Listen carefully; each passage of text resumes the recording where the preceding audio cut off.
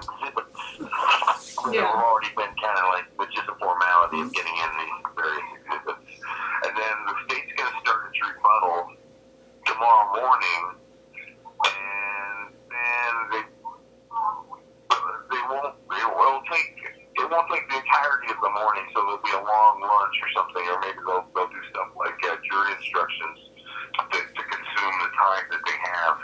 But then the state's other rebuttal witness will show up after lunch, scheduled for 1:30.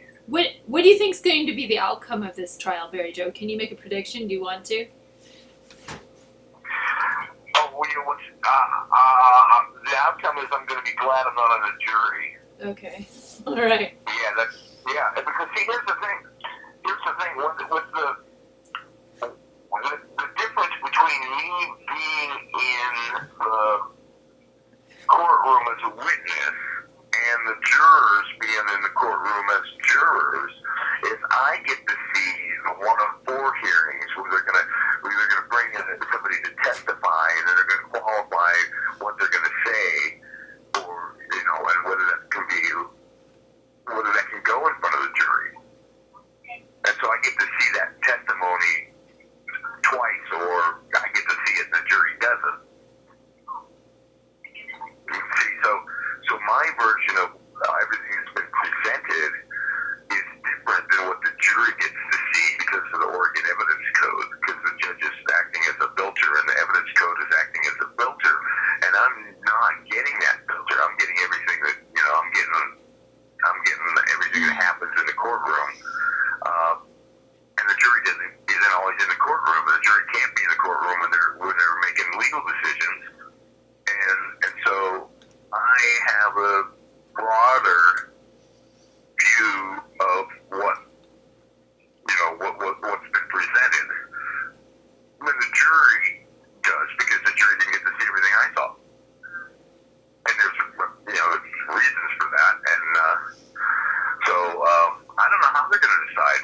They could come out with a manslaughter. I don't know, because once you say the guy has a birth defect, if you do it with the defense's thing and you say that he's not responsible because he has a birth defect and because of the cultural things he went through because he has a birth defect and what was going on and how the people responded to what was going on,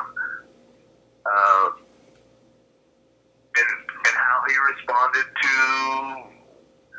the whole series of events. Can you? I don't think they're going to come back with. First degree murder. And can you tell me just personality-wise, what are you getting from the primary defense counsel? Like, how's his presentation? Is he charming people? Do they feel him? Is he working some kind of magic? Well, that the defense isn't. They're defending the guy who killed a couple people, right? So they're coming into this with, they know that he can't afford to look mean. Yeah. Okay. The state, on the other hand, have been total jerks. Yeah. Yeah, no, they really have been. And you can tell some of these points that they're making. I don't know how they get. I don't know who they're going to try to influence with the jury by trying to equate the Hindu book with the Nazis' Aryan Nation or whatever. Yeah, he's reading the Upanishads, therefore he's a Nazi because the Nazis also like the Upanishads. That was the theory you were discussing off camera. What was that again? Well, or was it Veda? So the Nazis referred to an ancient Hindu text, and so therefore, if he liked an ancient Hindu text, therefore he's also a Nazi. Guilt by association. Yeah, that was it. Yeah, and Malone County, TA, score. Doom, doom, Mark Kruger. Immunity. Mark Kruger, immunity forever. No, the same freaking county. I'm so sorry. I'm shouting. I'm gonna get. So, this is like Super Bowl. Yeah. So that's the news. what you just said about the real Nazi and that thing about what using the max to kill homeless He said this. Listen.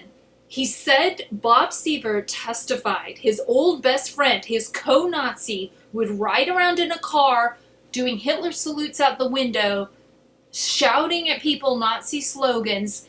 Mark Kruger would tell his friend Bob Seaver, I would like to turn the TriMet Max transport system into a Nazi mobile death van where they'd fill the whole thing up with poison gas to mass murder disabled people. And guess what happened? That disappeared off PDX Indie Media. I don't know if it was an archiving thing and a storage space thing, but I rather think not. It might have been scrubbed for a reason. And I confronted Kruger on Seaver. I was like, well, what's up with Seaver's testimony? Come to find out that I'm the only one that's hosting Seaver's testimony because it all ghosted offline. Like, it all got scrubbed and disappeared. And right after the Max thing happened, that was so resonant to me.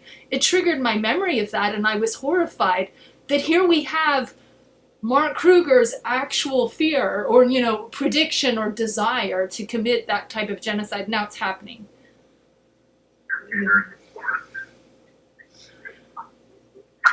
Coincidence. So there we go. So what else was a really important thing? I'm going to try to remember. Couldn't.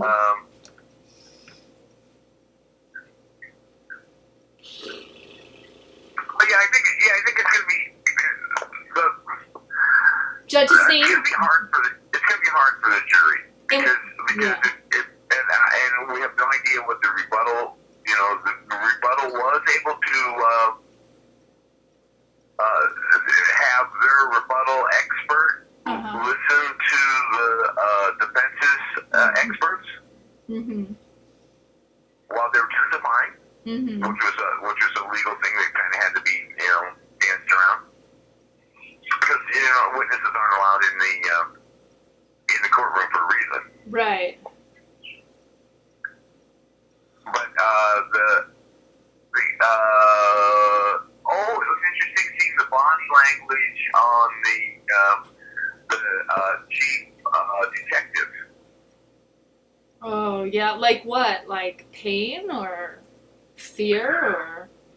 Well, understanding that when you have a bunch of people coming in and saying Jeremy Christian isn't a racist, and then you have the psychologist say that the media portrayal of the event as a white supremacist, and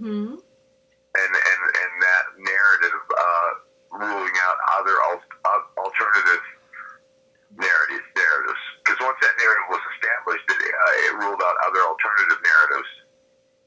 Wow. And that was what I could just see that wasn't a. That's not, the closing arguments are going to just be amazing. Because I don't know, if the state tries to oversell it, they're just, I don't know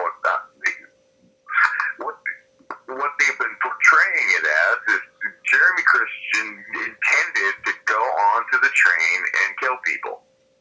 That's why it's first degree murder. Right? It was like they put that whole thing into action. And what the defense is saying is, well, no, he said some things, and then people started, getting into space and pushing around and doing things that would reasonably be perceived as a threat enough to, once it became physical and getting pushed down, then that triggered the limbic response, the vagus nerve, and all that kind of stuff. That stopped the higher reasoning, and then people died. You know what I'm wondering is when they made the charging decision, did the grand jury look at the evidence or like the camera stuff that we just got exposed to like a week ago? Like the public that wasn't really aware of this high level of component other than rumors on Twitter. I just kind of wonder, like, if they had made a lesser charge. I don't know. Well, yeah, I'm wondering why there's TriMet cops there every day. The transit. Well, I think this is all leading to armed guarded trains where we have like an assault. I think this is all leading up to armed guarded trains with like an assault rifle on every cabin, right? Think of the budget for that. G4S could do that. Yeah. Well, hey, I'm gonna let you go with this thought. Jeff and Susie Crawford. Susie passed away, but Jeff is still kicking around. I see stuff. They did the Portland Hemp Fest 1994, and Jeff did it on work release. Susie was variously doing her time pregnant with her baby. Of course, that's what you'd be pregnant with. But anyhow,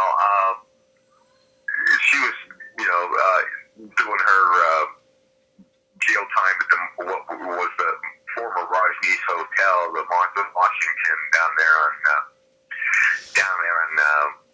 what was it, 10th Avenue. Anyhow, the point of it is that I went into one of their court proceedings, and there was this guy coming in to take a plea, and he pled guilty, and he was a guy that did carjacking. And then, as part of my legal assistant class at Portland Community College, I had to make a court visit. So I decided to go see what happened at that carjacker's sentencing. And at the sentencing, they brought in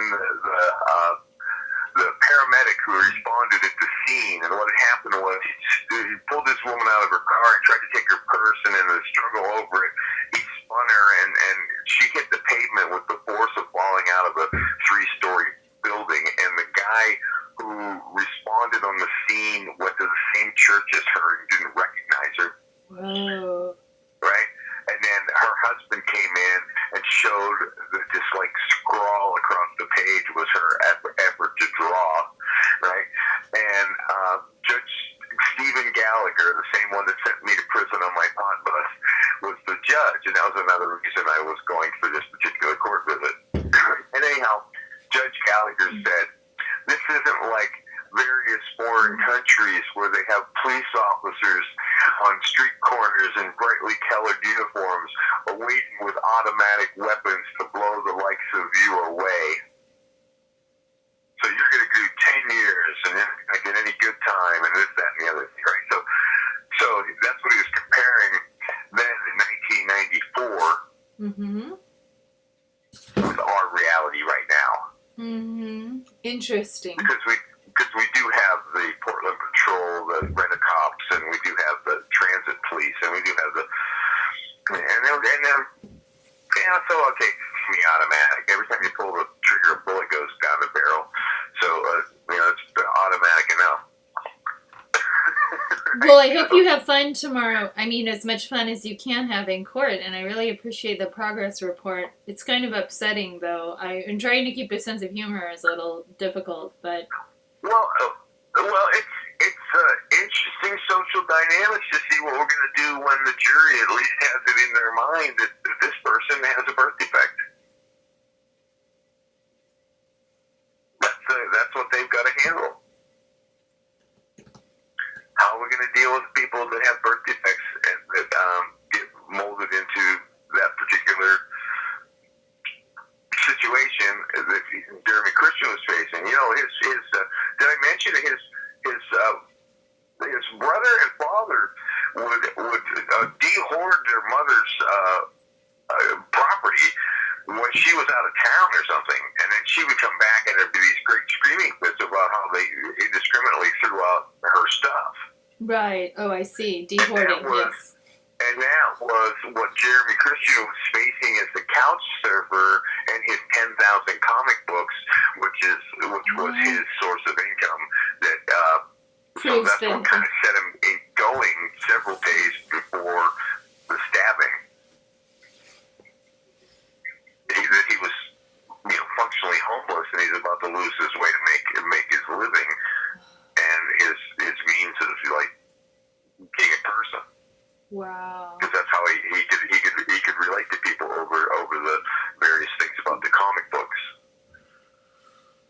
What made a series, why these ones are more valuable than those ones, and those kind of things. So it was something that he was interested in, and apparently he sold them outside of Powell's books, and not relating. It was a way to relate with the public, but not well, because that was his thing.